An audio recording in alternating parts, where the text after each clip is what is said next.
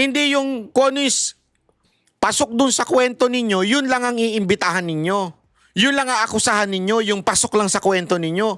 Pero yung sa madadamay na si Romualdez, madadamay na si Bongbong Marcos, ayaw nyo nang imbitahan. Anong katarantaduhan niyan, Lacson? Halata, yun yung tinatawag na halatang halata. The mission is really rebellia. It's not really for anti-corruption. Crusade ditong mga ulul na to. It's really si rebellia lang gusto nilang idiin. Na lang. Paano nila kaya mapapatunayan ang sabwatan?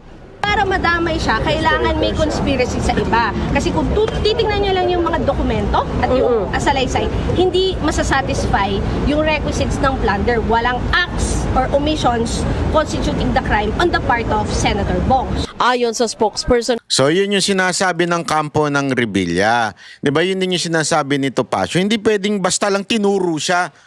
Paano yun kung bigla na lang may anibal dyan na isang kriminal? Collaborating evidence. Ano pa ibang ebidensya mo? Basta ka lang nagturo. Yung pa lang, nagturo si Boss Dada. Ganyan kasi ang style nito mga tarantadon to Hindi, walang biro. Ayan talaga yung kanilang style. Para, alam mo na, para lang magkaroon quote-unquote big fish, para magkaroon ng quote-unquote mastermind, di ba? Kasi nga, diversion.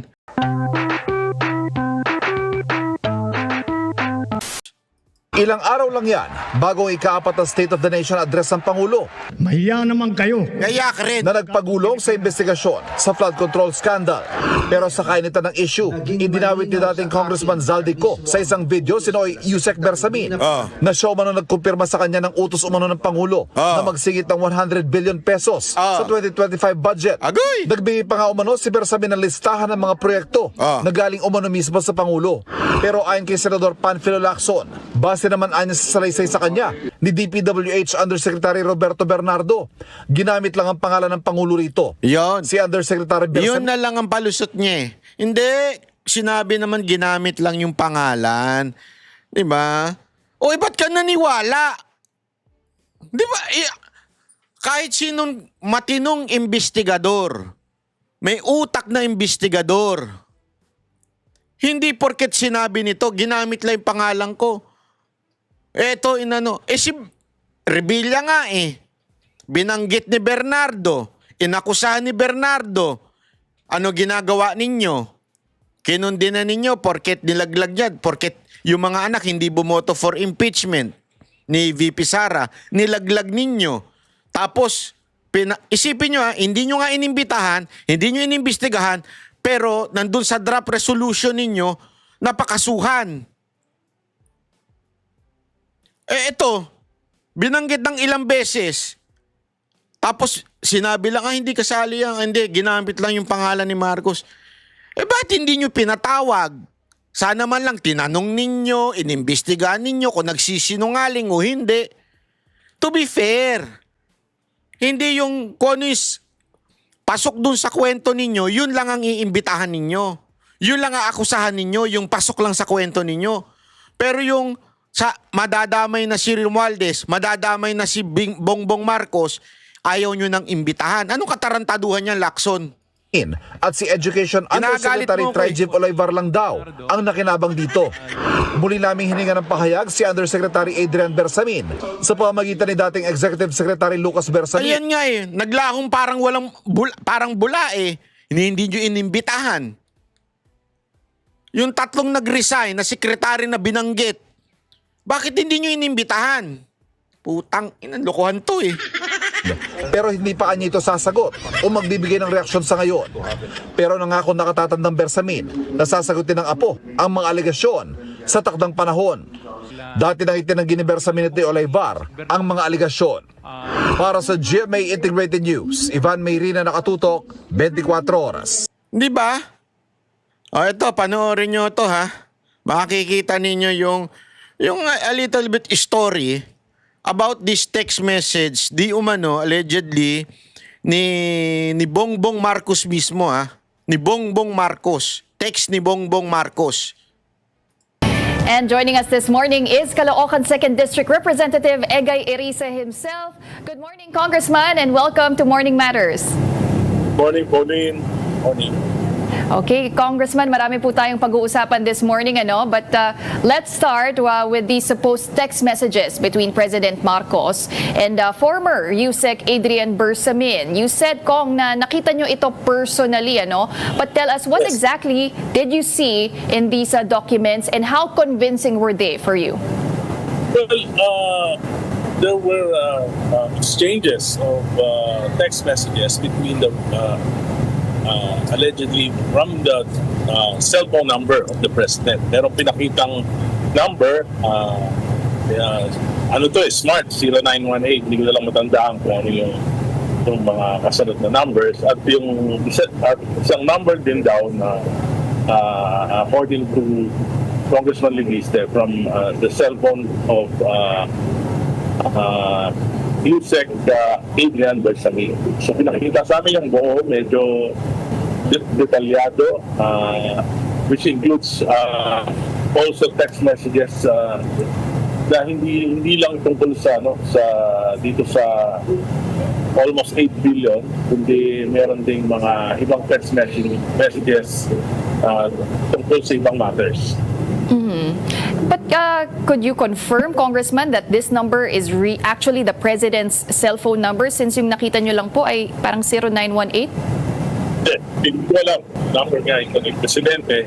Sasabi ko lang, medyo detailed talaga yung conversation between those two numbers. And according to Congressman Leguiste, got hold of it because Yusek Bersamin went to his house to prepare an affidavit after Senator Lacson, chairman of the Blue Ribbon Committee, named the Bersamins as recipients of the Bernardo 8 billion kickback. So, natatakot sila na maging fall guy sila. So, gumawa sila ng affidavit doon sa bahay. Pinakita ni in one instance, pinakita ni Congressman Leguiste yung TV footage nung pagdating ni USEC Bersamin sa kanyang bahay sa Taal, Batangas. And I remember that Representative Tino also mentioned that there was even a supposed text message, Congressman, nung 2 billion peso delivery sa Nara residence. Is this the same address? Pak. Patay ka doon. Nara residence. Pang social yun. Pang Lasalenian yan. Tsaka Chineyan. Nara residence. Na tinutukoy din ni former Congressman Zaldico, where he delivered sa bahay umano ng presidente doon sa Forbes Park na Nara Street din. Wala namang nabanggit na gano'n kasi Nara lang, nakalagay Nara. Okay. Parang ang instruction allegedly ng presidente ay to bring the 2 billion Nara. Yun lang, parang Nara. Then may binanggit na pangalan dito na hindi ko na matandaan. So, medyo detalyado talaga. Kaya nga sabi ko na nalulungkot ako dahil pinatay kagad ng Committee on Justice yung impeachment complaint against the President. Samantalang Ayan, isa pa yan. Maano sana maki-question sana, mahuhukay na may imbestigahan na, pinatay nila yung impeachment complaint. sa Rule 3, Section 5 ng aming impeachment rules, yung determination ng sufficiency in substance, dapat simple lang. Kung may allegations o recital of facts, tapos kung may nexus ito dun sa isang impeachment offense. Meron naman, kaya lang pinatay kagad. So hindi nagkaroon ng pagkakataon na may presenta ng makabayan black yung kanilang ebidensya at hindi rin nagkaroon ng pagkakataon para madepensahan ng ating This effect is called But in other words, Congressman, personally, would you say na kayo po ay convinced that these screenshots and ledgers and materials are legitimate at it's highly improbable that they were falsified? And do you think Congressman Levista can actually vouch for the authenticity of these documents, or would it still need further verification? Well, kailangan talaga i-verify, pero masyadong detailed yung conversation. At ang sabi sa akin ni Kong Leviste, marami pang hindi pinakita sa akin. And it was shown not only to me, but not only to Congressman Pino, but three other congressmen. In the interest of transparency, Kong, are you willing to publicly release these screenshots, or do you even have a copy po? No. Congressman Leviste didn't give us a copy. Actually, we are asking him to give us a copy. Pero marami siyang Alam mo, minsan talaga nagugulan ako dito kay Leviste. Sorry ha. Pasensya na. Alam ko magaling siya. Minsan tumatayo siya. Siya na nga lang yung tumatayo. Tsaka itong si Barsaga. Pero minsan ang gulo-gulo kasi. Alam mo kaya nakakabwisit at nabibwisit yung ibang tao. Honestly I'm speaking outside.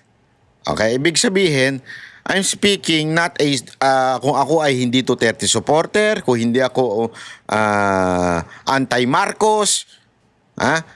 Ang gulo-gulo niya kasi. Minsan may sasabihin siya, unti-unti pa. Pwede ba, diretsuin mo na lang? Ano ba talaga? Ano yung mga ebidensya mo? Kasi nag-aantay daw sa proper time. Nagpunta ka na ng Senado nung one time Ba't di mo pa binurgal lahat doon? O kung ayaw man nila, magpa-press con ka, isa-isahin mo. Eto, ang ebidensya, ganito. Nasa sa inyo na, taong bayan, gagalaw ba kayo, kikilos ba kayo, eto na. Hindi yung unti-unti, bukas may iba na naman, may bago na naman. Sa susunod na araw, sasabihin mo, pinabakasyon ka. Kinausap ka ng nanay mo. Lagi na lang ganun Sorry I'm not against you. Okay? Suportado kita sa mga panawagan mo dyan. Pero wag mo nang inuunti-unti kasi yung drama minsan nakakabwisit yan Sa totoo lang, nakakabwisit na. Tuloy. Mga doubts, marami siyang sabi ko nga sa kanya, you have to take the risk. Kung naniniwala ka dyan, mali yung ginawa, dapat you have to take the risk. Yun ang patok sa kanya. Kong, what do you know about Undersecretary Adrian Bersamin? How heavily involved is he in these alleged kickbacks, itong mga SOPs? I know his name has already been floated in the hearings doon sa flood control investigation. Pero what do you know about Yusek Bersamin? Wala, hindi ko naman siya. Na-meet ko siya siguro once or twice. Pero alam mo, ang problema kasi, yung investigation mismo ng gobyerno, laging humihinto. For example, ICI. Diba, nakita naman natin, walang pinuntahan. Dahil nagre-resign, hindi napondohan, hindi nabigyan ng mga staff na hindi na suporta ng gobyerno. So, hindi nakapag-imbestiga hanggang mag-resign na yung dalawa. So, yung resignation is, I think, is a form of protest because kung meron lang silang, kung nasuportahan sila, hindi siguro sila magre-resign. Then, suddenly, yung committee on, the Blue Ribbon Committee of Senator Lacson, diba, pinanggit niya yung mga Bersamin, pero hindi niya pinatawad. Pagkatapos hindi niya na binanggit. Pero sinabi niya, hindi nakarating kay Presidente yung 8 billion, nagpanggap lang ang mga Bersamin, sila ang nakinabang. After that, hininto niya na investigation. So, yun na nga Taka talaga. Tapos ito namang impeachment complaint, may paraan na sana para mailabas yung mga ebidensya, pinatay din kagad. So nakakapagtaka. Pero ako, siyempre, simple lang sinasabi ko, matagal na. 2023, 2024, 2025 national budget. Unprecedented in the history of our country, 1.45 trillion in insertions, diversions, and amendments. Nakalaan para sa mahalagang proyekto ng gobyerno, inilipat para sa mga flood control at mga maanumalyang proyekto. Bakit pinayagan ang Pangulo? Hindi niya na-explain. Bakit siya pumayag? Hindi naman po isang taon lang, baka napalustan siya, pero 3 taon sunod-sunod. Yun talaga yun. 3 taon sunod-sunod. Tapos, wala lang. Ano lang, walang substance daw yung impeachment sa kanya.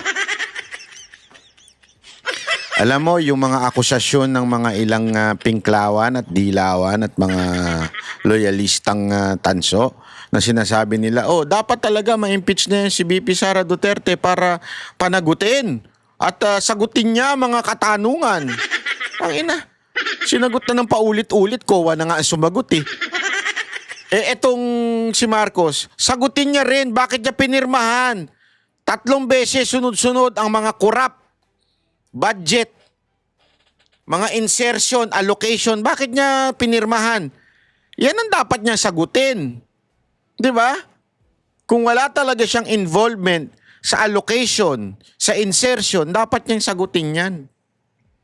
Tapos ibabaling nila sa ibang tao. Eto nga, tingnan ninyo yung ginawa dito. Binaboy na naman itong kay Revilla. Papakita ko sa inyo kung paano nila ginagago yung issue kay Revilla. Ha? Mantakin mo una, 4 sila sa kaso, biglang siya na lang mag-isa. Di ba? Para magkaroon ng laman nung una, 4 pa daw sila. Ngayon, tinanggal na yung iba. Alam mo yun, ang gago eh. Naghain ng counter affidavit si dating Senador Bong Revilla nang humarap sa preliminary investigation para sa reklamong plunder kaugnay sa maanomalyang flood control project. Pero ikinagulat ng kampo ng dating senador na siya na lang ang natirang respondent dahil naging witness na ang iba. Ang sagot ng Justice Department sa pagtutok ni Sandra. Halatang halata eh.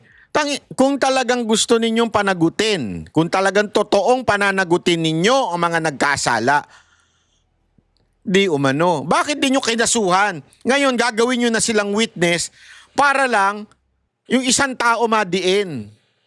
So, it's not really for anti-corruption crusade, but it's really mission to destroy Revilla. Yun lang yun eh. It's not really for anti-corruption. It's destroying the name of Revilla. Nagtipon sa labas ng Department of Justice ang mga taga-suporta ni dating Senador Bong Revilla sa kanyang pagdalo Legit yan. Mga organic yan. sa preliminary investigation para sa kinakaharap niyang reklamong plunder. Kaugnay ito ng maanomalya o manong flood control projects. Nagbigay ng maikling pahayag si Revilla pagkatapos dumalo. Hindi ko alam kung paano nakakatulog yung mga nag-akusa sa akin. May mensahe din siya sa kanyang mga taga-suporta. Salamat sa yung pagdarasal para sa akin. Sa ilalim ng Republic Act 7080, ang isang public officer, mag-isa man o nakipagsabwatan, ay maaring maharap sa plunder kung nagkamal siya ng hindi bababa sa 75 million pesos na ill-gotten wealth o nakaw na yaman sa pamamagitan ng kombinasyon o serye ng lantaran o criminal acts. Ang plunder o pandarambong sa kaban ng bayan ay may parusang habang buhay na pagkabilanggo at habang buhay na disqualification sa pagkakaluklok sa opisina ng gobyerno. Kapwa respondent ni Revilla sa reklamo, sina dating DPWH District Engineer Henry Alcantara, dating DPWH Undersecretary Roberto Bernardo, dating DPWH Engineer Gerard Opolencia, at iba pang hindi nakikilalang personalidad. Pero nagulat daw ang kampo ni Revilla na siya na lang ang natirang respondent sa plunder complaint Halata dahil naging witness na ang iba pang pinangalanan sa reklamo. Nung magpa-file na ng counter affidavit, nagulat na lang kami na yung tatlo, si Mr. Alcantara, Mr. Opolencia, saka si Yusek Bernardo, nag-manifest na hindi na sila sasagot kasi discharge sila sa Witness Protection Program. So nakakapagtaka, 4 yung kinasuhan, tapos biglang 3 witness protection. So Halata, yun yung tinatawag na halatang halata. The mission is really Revilla. It's not really for anti-corruption.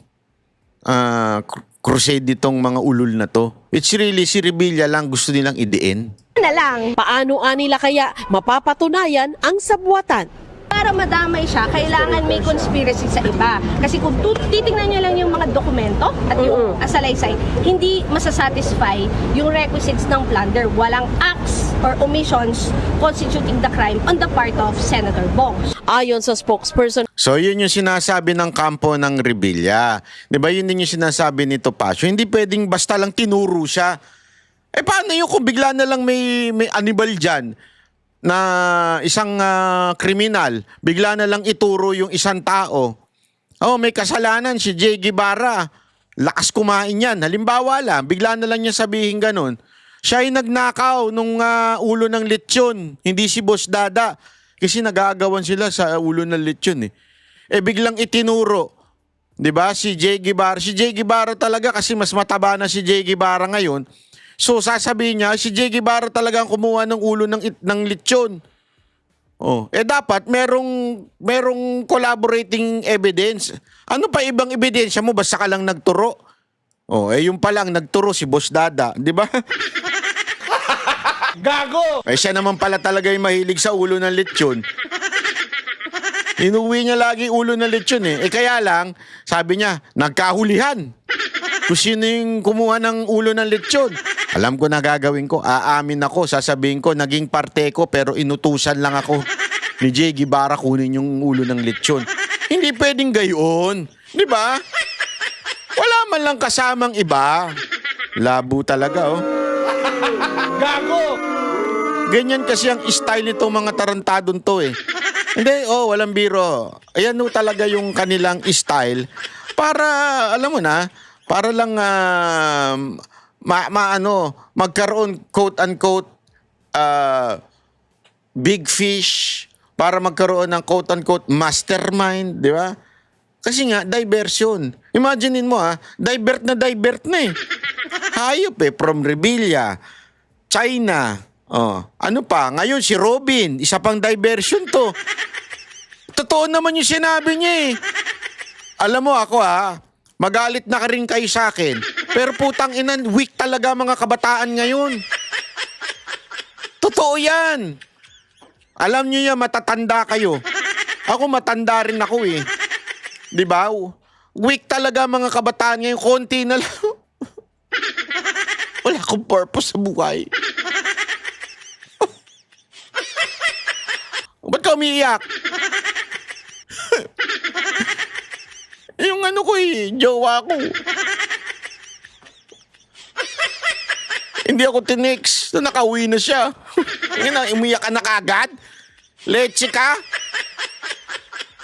Eto kasi tingnan ninyo itong pahayag ni Senator Robin. Hindi. Ito lang, ito. Sana yun nawala. Naku, nawala pa. Hindi, meron yan eh. Ito. Inulan ng batikos ang pahayag ni Senator Robin Padilla na weak o mahina ang mga kabataan ngayon. Ayon sa grupo... Pahapyawan lang natin to kasi gusto ko to i-discuss sa non-political channel natin na Banat by 360. Hapyaw lang tayo ngayon dito. Ng mental health advocate, hindi dapat ikumpara ng senador ang henerasyon nila sa henerasyon ngayon. Nasa frontline ng balitang yan si Mayan Los Baños. Nako, maraming batang magagalit siguro, pero pasensya na kayo. You are weak. Yun. mahihina raw ngayon ang What do you expect, Senator Robin? We have a weak president. Natural, which is going to have a weak generation. Bagay eh, di ba? Weak president, weak generation. Pag pinagsama mo, yun. Ano gagawin? Candy. Pakyo kayo. Alam niyo yan. Di ba? Kung hindi candy, carts. Kung hindi carts, organic. mga kabataan. Hindi kayo katulad nung panahon namin na hindi kami iyakin. Natuto kami sa kalsada. Natuto kami na wag umupo, umiyak. Sinabi ito ni Senador Robin Padilla bilang chairman ng Senate Committee on Public Information and Mass Media sa pagdinig sa mga panukalang paglimita sa mga kabataan sa paggamit ng social media. Nung panahon namin, hindi uso yung salitang depression.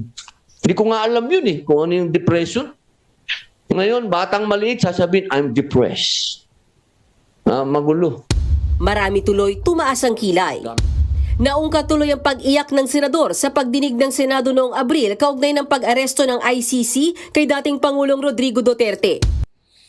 Makinig kayo.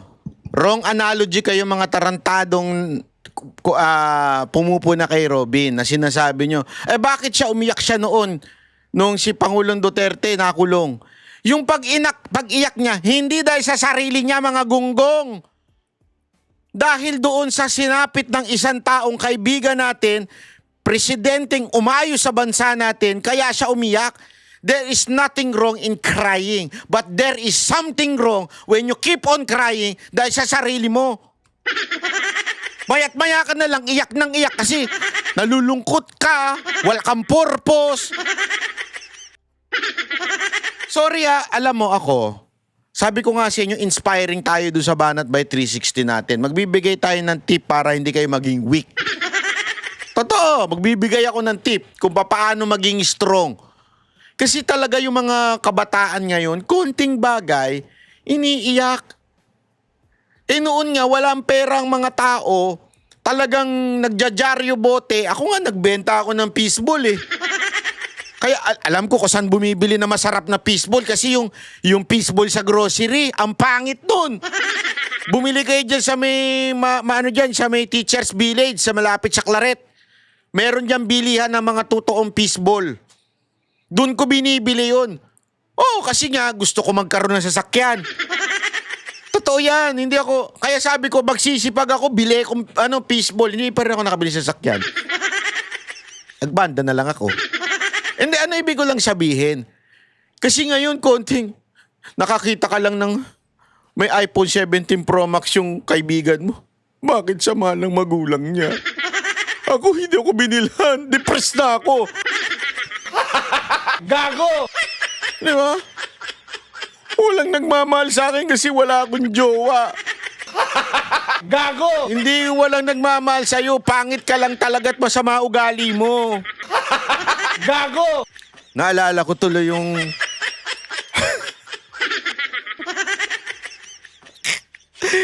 Ang ganda ng kwentuhan namin kapon kay Baste eh. Tawa ng tawa si Baste eh. Kasi nag-iinsultuhan kami. Sabi ba naman ni Nyak? Sabi ni Nyak, alam mo, ako nun, wala akong nyowa. Anong nyowa? Wala akong nyowa nun eh. Kasi tapos nakikipag-away ako, bully kasi ako, binubuli ako. Hindi ako sanay sa babae, wala akong jowa. Kasi mahirap ako eh. Sabay, di seryoso na, parang iiyak na si Jack nun, sabi. Sabay hirit ako ng, wala kang jowa kasi pangit ka. Hindi dahil mahirap ka. Gago! Kahit yumamang ka. Napagano si Jack eh. Tawa-tawa si Baste. Parang gusto sabi, tama. Biro lang Jack ha. Huwag ka mag-alala, pareho tayo. Nadanasan ko din yan. Sabi ko noon, ba't kaya ako single pa? Hanggang na-realize ko sa sarili ko at humarap ako sa salamin. Kasi nung kabataan ko, ayaw humarap sa salamin. Kasi tuwing humarap ako sa salamin, lagi kong naalala siya na sabi, ba't yung kapatid mo, pogi? Lagi siya sabi, hanggang ngayon nga eh. Yung kapatid mo, pogi. Para bang pinapasimplihan na nilang sa akin na pogi yung kapatid mo, pangit ka. Alam mo ginawa ko? Ito, walang biro ito ah. Kasi ganun nga eh. Na-challenge ako. Sabi ko, pogi pala siya. Pasasarapin ko yung sarili ko. Kaya pogi siya, masarap ako. Biro lang. Hindi, maraming alam mo yun. Yung kesa na iiyak ka, pangit ko naman, depressed na ako. Ang pangit ko. Huwag ka ma-depress. Alam mo, si Jack nga, ang ganda ng asawa ngayon eh. Paano nangyari yun? Diba? Ang gwapo ng anak niya, yung mga anak niya, hindi niya kamukha. Ang puputi. Pag talagang parang anak ni Baste, ganun ang itsura ng anak niya. Hindi niya talaga kamukha. Kaya may pag-asa ka. Kung si Jack na nakakuha ng maganda. Hindi ko alam kung naawa yung asawa niya sa kanya. Hindi. Biro lang Jack ha. Yan ang gusto ko dito kay Jack kasi ano siya hindi siya pikon.